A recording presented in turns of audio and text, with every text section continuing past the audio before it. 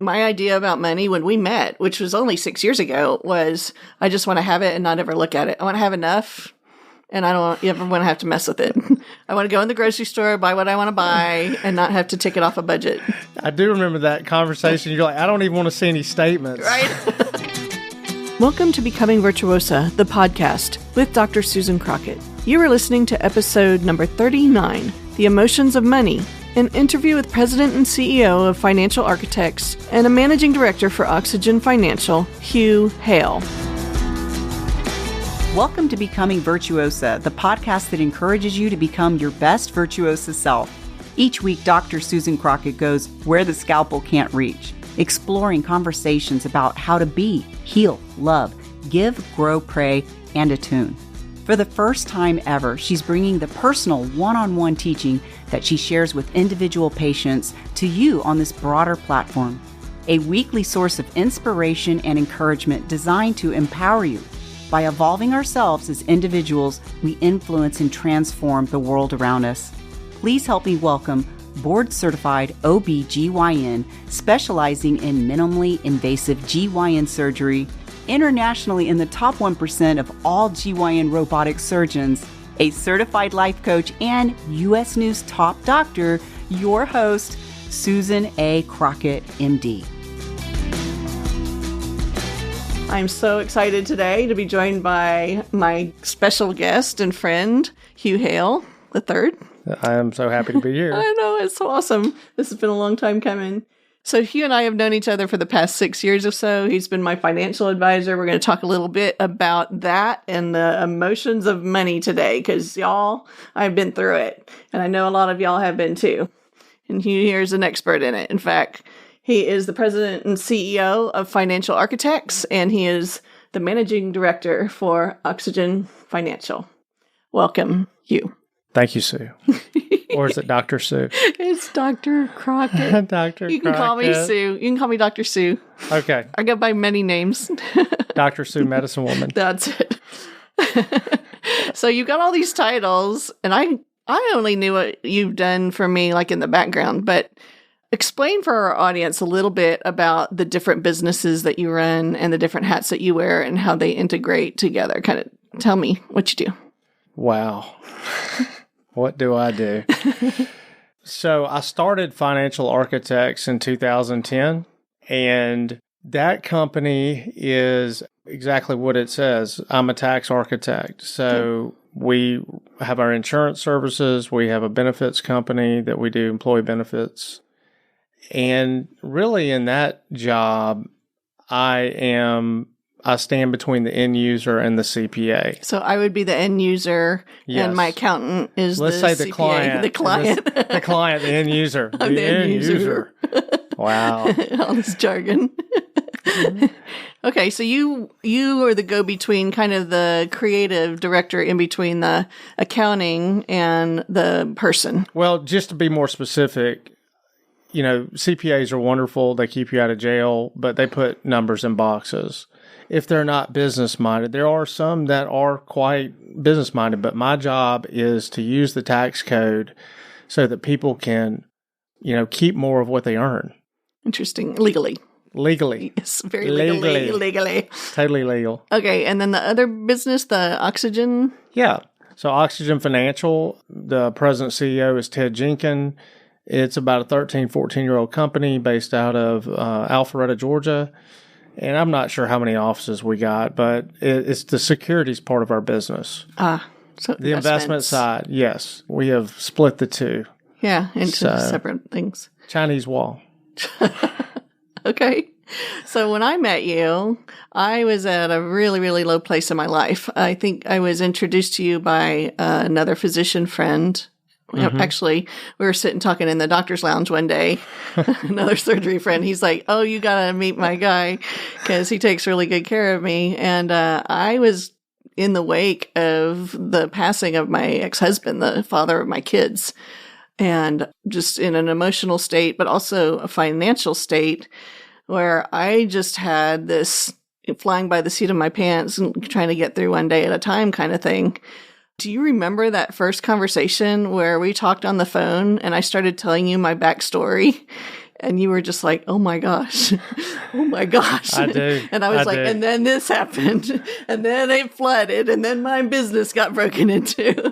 And then I was like, wow. I know.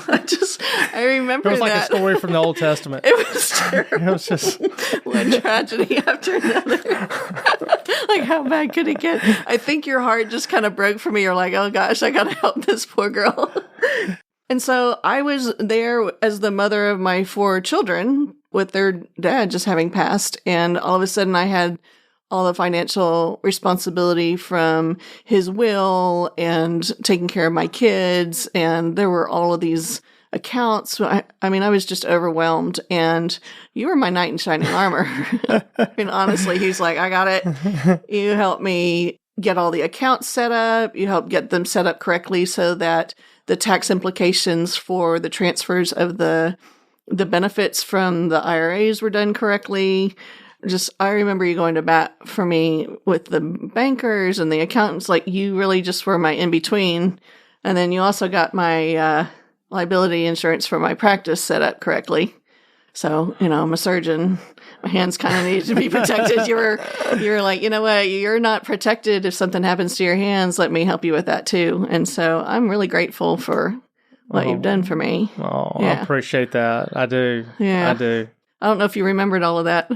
Oh, I totally remember it. I totally remember it because at the end you were like, well, just send me your information. Yeah. You were kind of in that place where you didn't know who to trust. Yeah. And you knew how important this was for not only you, but for your family. Mm-hmm. And so you didn't want to make a mistake. Yeah. After a series of just what I would call traumatic events. Yes. And you were like, please don't let this be one more traumatic event. Yeah. I hope I have the right person. Yeah. Or I'm going to kill that doctor. I know. I'm going to be like, So here we are 6 years later in such a different place. And so I wanted to talk a little bit about, for my listeners, my personal journey and how you've helped me go from scarcity mindset to an abundance mindset with money, and how I've gone from shame about managing money, which was kind of my upbringing, pre-programmed idea about finances, to now a place of empowerment. So, yeah, I bet you see this a lot. Cool stuff. Yeah. I think this is especially important to women, but I don't think it's only a specific thing for women. I think this is something that men need to hear too, about being able to look at our money. How do we figure out what to do with it? How do we manage our emotions and our relationship with money? Well, I mean, that's a good point. I mean, it is a relationship that anyone has with money. I think that's such an odd concept for people. Sometimes when I start telling people about that, they look at me like they'd never heard of that before. So tell me a little bit more about how you think about that, or how you teach people about that idea of money as a relationship. Money's a part of our life. And, men use it to gauge their success, good or bad. I mean, that's just in America at least, that's, how we define success, or the measuring stick. Our worth, our self-worth. Well, truly. Yeah, true. And it's interesting because you take how you were raised and how your parents' viewpoints of money, mm-hmm. and some people grew up in a scarcity mindset or been poor. Yeah. And then they evolve and they get educated and they have a profession, and they may not be used to the responsibility of that. Yeah. So that was totally me. I had a very nice upbringing with my family, but I didn't grow up wealthy. And we grew up on tight budgets and buying clothes at Wieners and, counting the money in the supermarket, to make sure that we had enough at the checkout type of thing. Like, we would check the prices on the cans and stuff. And not that that's a bad thing at all, but the thought behind it was not, oh, I'm being diligent and managing it. Was, I hope I have enough because I don't have enough. And so there was always this consciousness to spend less. And one thing that I learned as I got older was profit margin is the difference between making more and spending less, right? You can expand how much you have by making more. And so my mindset changed from I don't have enough. And that carried through, by the way, well into the point at which many people would say I had plenty. It was still very tight budget, hang on to it, control it, be controlled by it. That carried well into my marriage years until I got to the place where I was like, oh, instead of saying we can't afford that, I started replacing it with the phrase, oh, how can I afford that? How can I make enough money to afford that? How can I not afford that? How can I not afford that, right? Well, money's a tool, right? I mean, it's right. a tool. And you have to invest in yourself and your business, and you want to make sure that your family has what they need, and then you talk about, do we have too much? Do we have too little? Am I spoiling them? I mean, it's all these emotions that go into the money because, people use money to parent. It's lazy parenting, but they do. Here's some money. Yep. I'll see you in 30 days. Behave yourself. And then here's another 30 days. But what's interesting about your story is, and I know your story, but it creates a lot of guilt. Yep. In how you view the money. Yeah, shame. Like my idea about money when we met, which was only 6 years ago, was I just want to have it and not ever look at it. I want to have enough, and I don't ever want to have to mess with it. I want to go in the grocery store, buy what I want to buy, and not have to take it off a budget. I do remember that conversation. You're like, I don't even want to see any statements. Right? I was. It was like... I was like, Hugh, it's like denial. Air. It was like denial. I just, please. No statements. I was like, it's air. I just want to breathe it in, breathe it out, just to make sure I have enough. It's like, don't send me any statements or you're fired immediately. Yeah. It's like, I have to. It's called the SEC. Yeah. Yeah. So, doesn't mean I have to look at it. No. You don't. But I did. So, yeah, when we started working together, I had a lot of guilt and shame around money. I'd been told that I didn't know what I was doing with it and that I was bad at it and I was a woman and men are meant to do that. And like all of a sudden, something in me started going, I got to figure this out.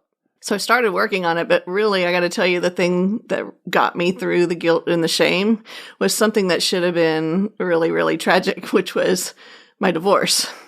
Oh, yeah. Yeah. So the divorce that I just went through, during that divorce, the opposing attorney had me pull all of my financial documents, every statement, every penny I had spent going back into my marriage with my first husband.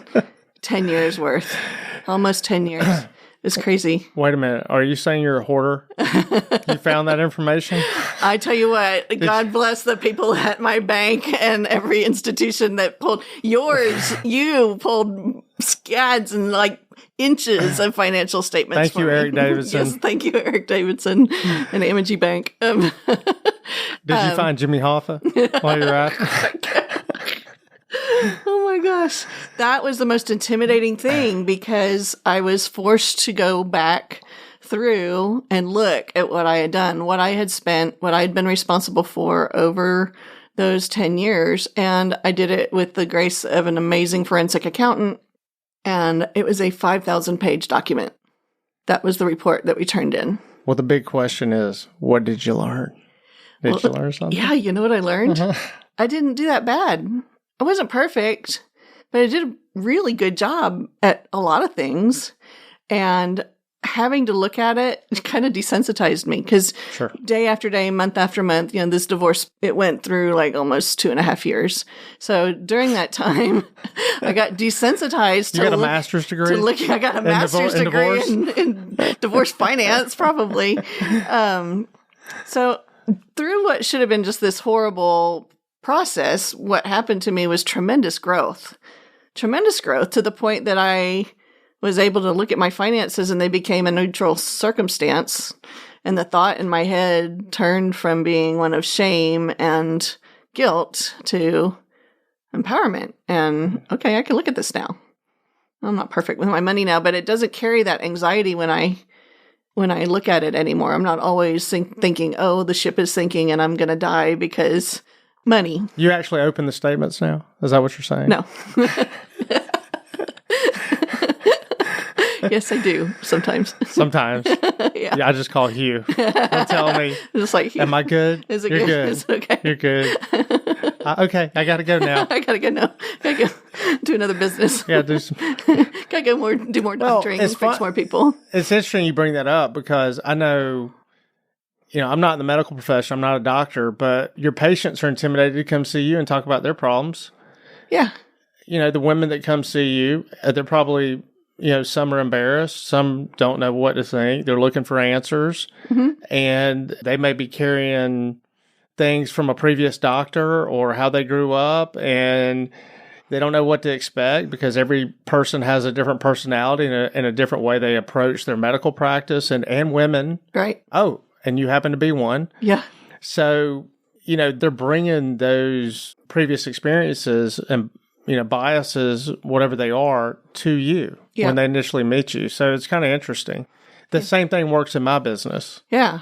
They may have had a good experience or a bad experience, or with the advent of, the intranet, people can Google, that happens to me all the time. Oh, I watched nothing wrong with Dave Ramsey. I agree with some of his things, his ideas, some I don't. But there's so much information out there when it comes to finances. Yeah. And so sometimes you find people coming in saying, hey, I found you online and I need help sorting out my finances and making them right. Is that what happens? Well, they do check you out. And then they also, the information you give them, then they go back and they start reading about it. And then they learn a little bit more and figure it out. Yeah. I see that being very similar with the way I practice medicine. When somebody will come in and I'll give them a bunch of information and options, and then they'll go home and Google and come back and chat with me to decide what to do about things. Oh, I was reading about this, and this is what this person says, and everyone's got a different take on it, positive and negative, right? Yeah. And so, and it's not a one-size-fits-all. And that's where you being kind of a financial architect comes in, is you get to create what works for each client. Well, yeah, I think it's a great name because, you're kind of building a house, right? And from the, you got to have the foundation laid, which means that you got to have your disability, and you got to make sure that you have your property and casualty, and then, you got to have your life insurance, and then, you have the middle, the drywall, if you will, the meat of the house, which is your investments and the returns, and making sure that your risk is spread properly and that why you own what you own. Exactly, right. And then the top tier, the roof, is the estate planning, the legacy. Yeah. What do you want to leave for your family? The causes that you believe in. Because I believe that, we all want our children to be secure. Right. And our family to be secure, but we also want our lives to mean something. Yep. So if you live in that place of abundance, then, my belief is this: you got to come from a place of gratitude. Absolutely. That makes all the distance. First and foremost, yes. you got to be grateful for what you have. Yeah.